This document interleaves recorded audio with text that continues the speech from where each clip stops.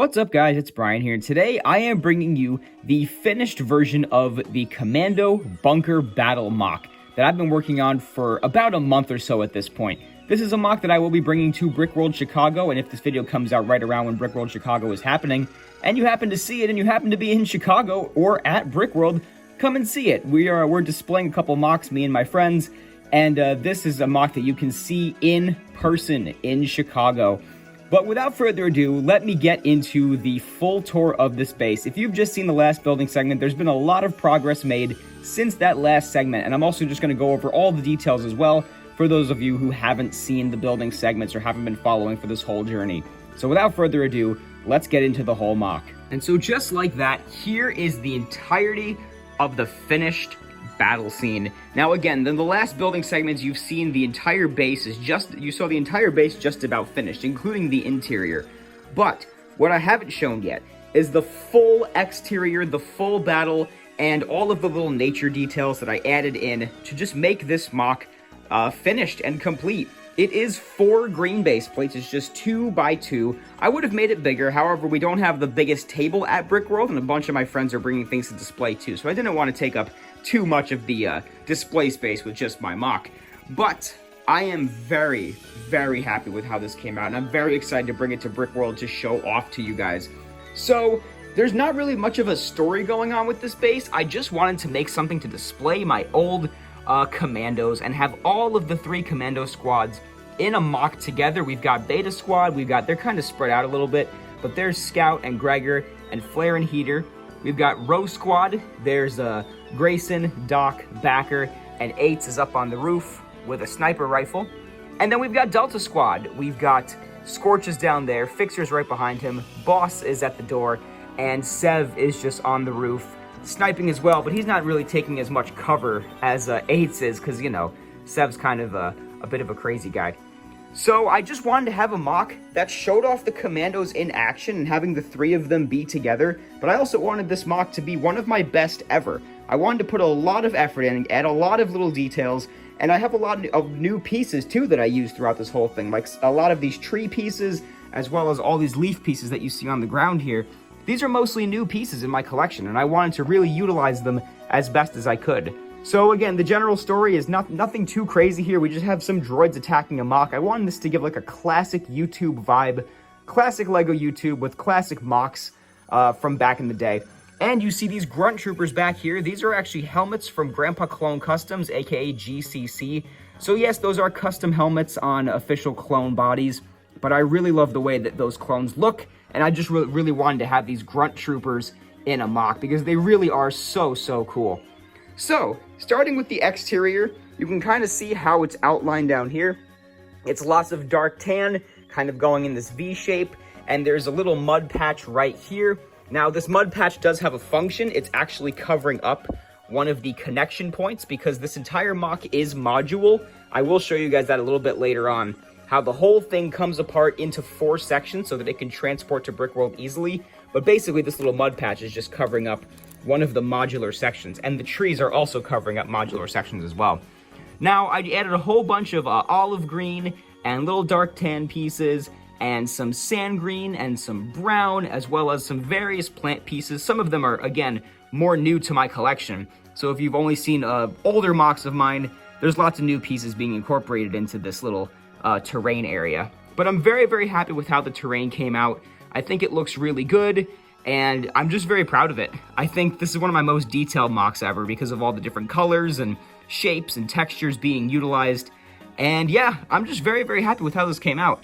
Now, I didn't know what to do for the plain green base plates, so what I ended up doing was covering it in mostly these leaf pieces. You can see the shape of this leaf piece here. It's one of the smaller ones, but I got a whole bunch of those on Bricklink recently, so I just kind of covered the entire of the exposed green base plates with that leaf piece, and then added some other details on it as well, just so it didn't become too monotonous. Now, these trees, if you saw my recent Endor Bunker MOC, or not Endor Bunker, it's just a regular Endor Forest MOC, I transplanted these trees exactly how they were because I liked them so much and wanted to use them in another MOC, but I'll be making different tree designs in the future too. But I'm very happy with how these trees came out. It's using studs on the side technique so that I can use plates going all the way up. And then the little branches up here are hooked on with the regular reddish brown handlebars, as well as some other clip pieces as well. So you can kind of see how those are built, and I added some lily pad pieces in the top as well as some olive green vines climbing up the trees. But that's pretty much all of the nature and the entire battle going on down here. Down here we do have a yellow Commander battle droid, as well as some of the green battle droids that I'm not the biggest fan of, but I decided to put them with the Commander. But as you can see, there's also a whole bunch of little battle things happening with different fires. Like there's a what's this called? Scorch has a battle droid in his hand by his neck, and he's shooting his heavy Commando blaster at some of these other droids over here. There's a couple droids who are on fire and dead, as you can see, and that's pretty much the battle. And I'm very happy with how this battle came out. I'm very happy with how this whole MOC presents from the front, because this is how everyone's going to see it at Brickworld. But the interior of this base is also one of my most detailed yet. Before we head into the interior, let me just show you the exterior of this base. I did just remove the trees so that I could show you the exterior in all of its detail. This greebling is perfectly mirrored on the other side. I wanted to make this base as consistent and symmetrical as possible, so I just gave it some simple greebling, as well as some greebling on the wall over there, which is also removable. The door is fairly simple, but it uses some spring-loaded shooter pieces as details in there. And there's the other side right there as well. Now, some of these light gray stripes continue up into more details at the top. This turret up here and on the other side as well is from the new 501st Battle Pack, but I modified it heavily so that it looks more consistent, more grayscale. I was going for a very gray and black scale with the outside. The interior has some more colors, but I'm very happy with how this cannon turned out up here. It does a full 360, and I just knocked over 8s down there as well. And these chairs up here, I have some ARF troopers on these chairs that are controlling the turrets with some control panels down there, as well as those little, that bucket handle is a good use of the handlebar. Let's stand 8s back up so he can continue sniping the droids. This, what do you call it? Sensor dish is the same on both sides as well. I like the way that this came out. I spent a long time on every little detail on this base. Took a very long time to do, and I'm just very happy with how deliberate it all came out. There's a long-range communications array up here, and a little spoiler alert for the modular section, that this top section does indeed come off, so that we can see the long-range communications array, as well as a clone gunner up here just sending out a long-range communication. But yeah, very happy with this and all the details on it as well. Now that's pretty much the entire exterior of the base. Let's flip this thing around and show you the inside. So in order for me to show off this interior a little bit better, I am going to take apart the roof, because it is fully modular. It comes apart in a very organized and clean way. Now you already saw this top section of the roof comes off, and there's another subsection right up here that connects the little entry point near the door. Now these two roof sections just remove very easily. They're only connected with 2 jumper studs, one over there and one over here. And that's just how the roof is constructed. It's just 2 large plates clipped together with all the details on them, like so. And this part comes off as well. I just gotta make sure it's very, very careful.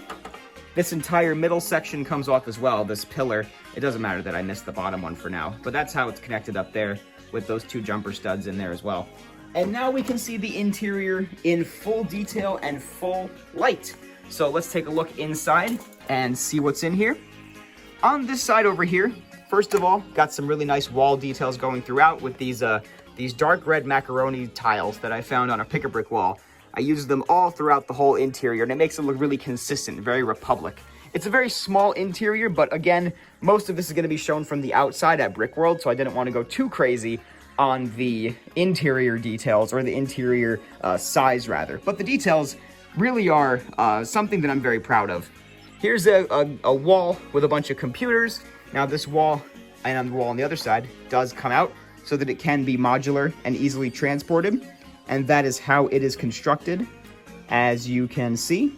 And there's some nice computer details down there. Each of these clones has the new clone head. Some of them have different clone bodies, like from the Clone Wars or from Phase 1 or Phase 2. It's a mix of all of them. But they all use the new style of head, because I really like the way that it looks.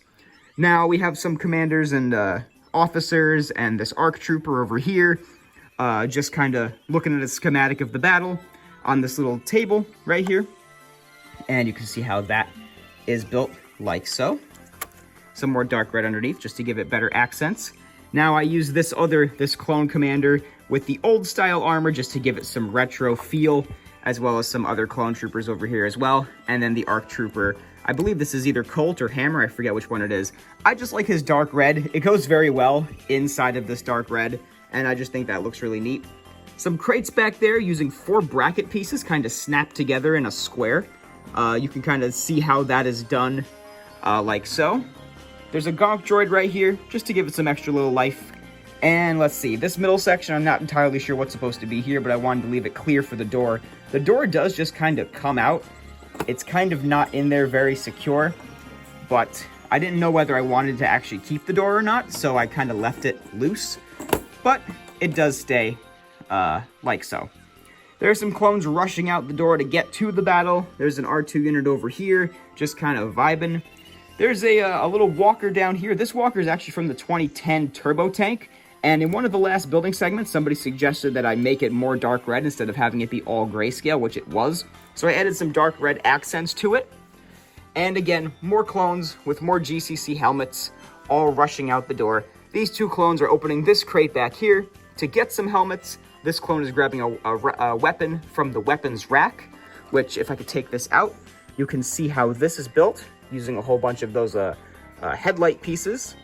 And it's kind of, these walls are clipped together using bricks with the studs on the side, and that's just how it stands up down there. So if we slide that back on like so, the base is back and complete. And there's another R2 unit here just chilling as well. This ARF trooper is heading up onto the walker. This is the same one that came in the battle pack a long time ago with the other ARC trooper.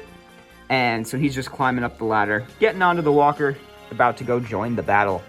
Now that's about all the details for the interior. Let me put this wall back so we can get another consistent view of the whole thing.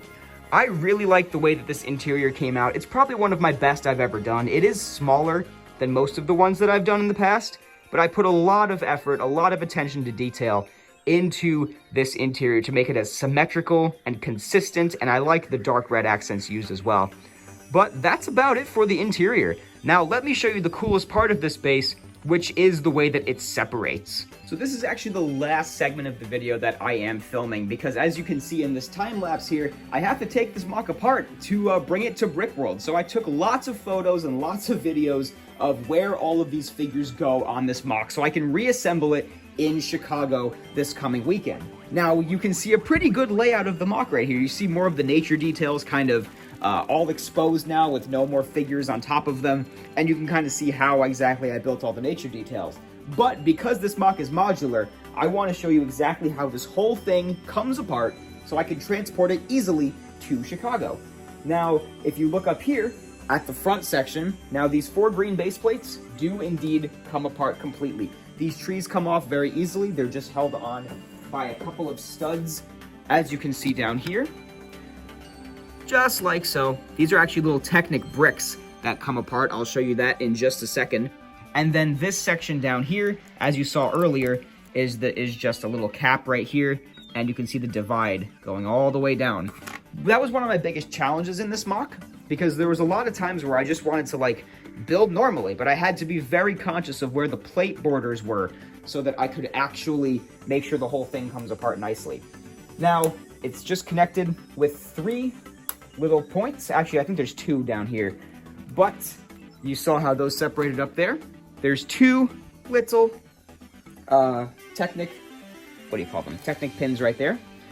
That's in between the trees where the trees go in. And then down here, there are 2 Technic pins right here in that little mud section. So this whole thing comes apart just like so. So these sections are completely modular, completely individual. Now looking at the base back there, you already saw in the previous segment how the roof comes off, so I'll just kind of rush through this right here. As you can see, it comes apart very easily. As I say that as this tile right here falls off, but you can see exactly how this is happening right here. Now this back pillar comes off as well. I gotta take the door out so that the entire thing can come apart as well. But you can see the divide going all the way down. There's a single Technic piece back here holding it together. It's one of these little guys, and you can already see the whole thing already sliding apart like so. Just like that. So this whole base separates very easily into those 4 subsections, because I got to put it in bins and boxes. I'm trying to figure out exactly right now how I'm going to pack it all. But it's going to be very easy to put back together. The hardest thing, honestly, is going to be replacing the figures, because I don't have that memorized as how they all went. But I pretty much know exactly where all of the other pieces go. Obviously, the roof and the door and the poles and all that stuff. And then I got to actually take pictures of the figures in there as well to make sure that those all separate. And you also saw how these walls come out too. These walls come out individually, like so. And I'm also going to be taking off these back pillars, like so as well. And now this thing is fully ready to go. Comes apart in about 3 minutes. That's how long this clip has been. It was about 3 minutes. And that's about it. That's how it's going to come apart and come to Brickworld. So now with the power of movie magic, let's go back to when this thing was fully complete for the outro of the video. So that is going to just about do it for this tour of the Bunker Battle, Commando Battle, whatever you want to call this MOC. I think its official title at Brickworld is Clone Commando Bunker Battle. I had to submit a MOC card long before I decided on what planet this base would be on.